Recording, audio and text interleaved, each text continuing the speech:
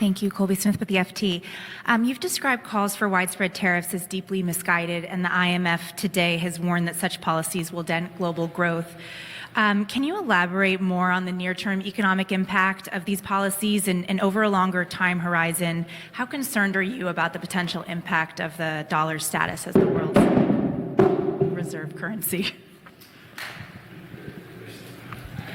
Let's see. So you asked about tariffs and the dollar's status? Okay, so let me just start by saying I'm covered by the Hatch Act, and I want to be careful not to comment on detailed political proposals.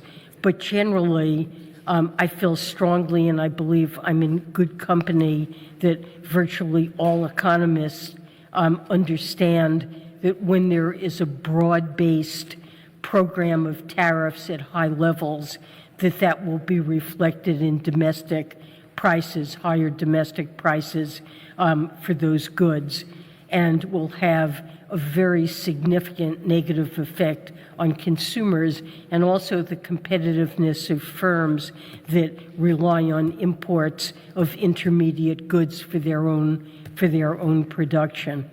In addition, those who are concerned about the U.S. trade deficit, it's really not at all obvious, and I think it's unlikely that measures of this type would make a great deal of difference to it. They're likely to end up strengthening the dollar.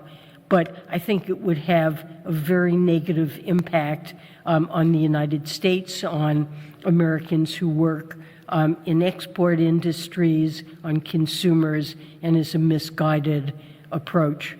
I think you also asked about the dollar, the status of the dollar.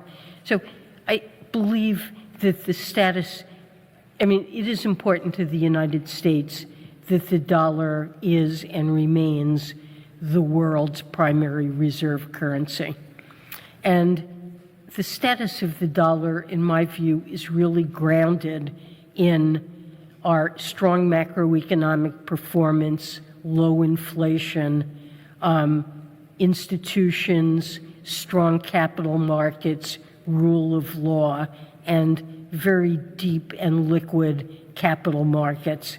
And there really is no other currency that I see as being a candidate in the near future to being able to replace the dollar. So I feel confident about the dollar's status.